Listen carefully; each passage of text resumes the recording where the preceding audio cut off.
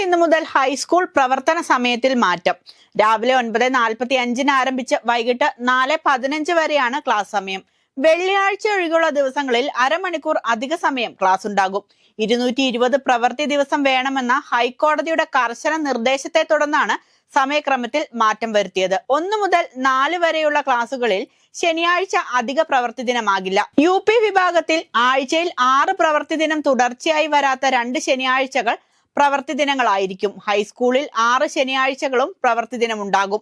25 ശനിയാഴ്ചകൾ ഉൾപ്പെടെ 220 അധ്യയന ദിനം തികക്കുന്ന രീതിയിലാണ് പുതിയ വിദ്യാഭ്യാസ കലണ്ടർ. ചീഫ് ഓഫീസർ അനുമതിയില്ലാതെ അതർ ഡ്യൂട്ടി ചെയ്യുന്ന ജീവനക്കാർക്ക് ഹാജറും ശമ്പളവും നൽകില്ലെന്ന് KSRTC.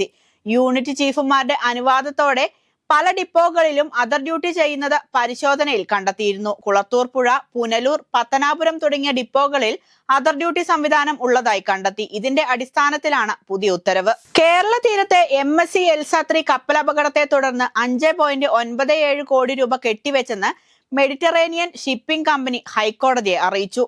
കപ്പലപകടത്തിൽ നഷ്ടം നേരിട്ട കശുവണ്ടി ഇറക്കുമതിക്കാർ നൽകിയ ഹർജിയിലാണ് നടപടി. കപ്പൽ കമ്പനി നൽകിയ തുക സ്ഥിര നിക്ഷേപം നടത്താൻ ഹൈക്കോടതി നിർദ്ദേശം നൽകി.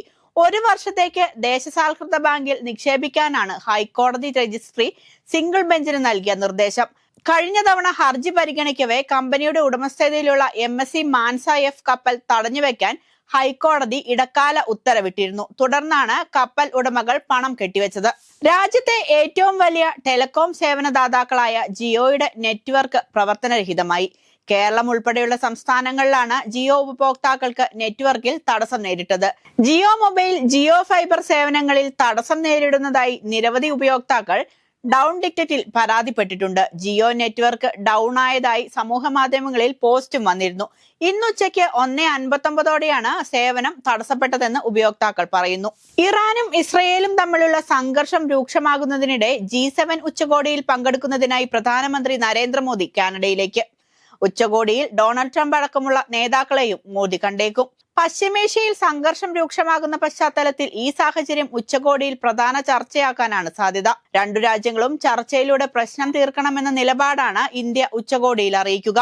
കാനഡയിലെ കനാസ്കസിലാണ് 51ാമത് G7 ഉച്ചകോടി നടക്കുന്നത്. ഹരിയാനയിൽ മോഡലിന്റെ മൃതദേഹം കനാലിൽ കണ്ടെത്തി. സോനിപത്തിൽ തിങ്കളാഴ്ച രാവിലെയാണ് കഴുത്തറുത്ത നിലയിൽ മൃതദേഹം കണ്ടെത്തിയത്. ഹരിയാനയിലെ സംഗീത വീഡിയോകളിലെ പ്രശസ്തയായ മോഡൽ ശീതൾ എന്ന സിമ്മി ചൗധരിയാണ് മരിച്ചത്. കൊലപാതകത്തിന്റെ പിന്നിലെ കാരണം വ്യക്തമായിട്ടില്ല. അന്വേഷണം ആരംഭിച്ചു. സംസ്ഥാനത്ത് മഴ മുന്നറിയിപ്പിൽ മാറ്റം. ഓറഞ്ച്, യെല്ലോ അലർട്ടിലാണ് മാറ്റം. നേരത്തെ 6 ജില്ലകളിലായിരുന്നു ഓറഞ്ച് അലർട്ട് പ്രഖ്യാപിച്ചിരുന്നതെങ്കിൽ അത് 4 ജില്ലകളിലായി ചുരുങ്ങി. ഇടുക്കി, എറണാകുളം, തൃശൂർ, പാലക്കാട് ജില്ലകളിലാണ് ഓറഞ്ച് അലർട്ട്. മലപ്പുറം, കോഴിക്കോട്, വയനാട്, കണ്ണൂർ, കാസർഗോഡ് ജില്ലകളിൽ റെഡ് അലർട്ട് തുടരും.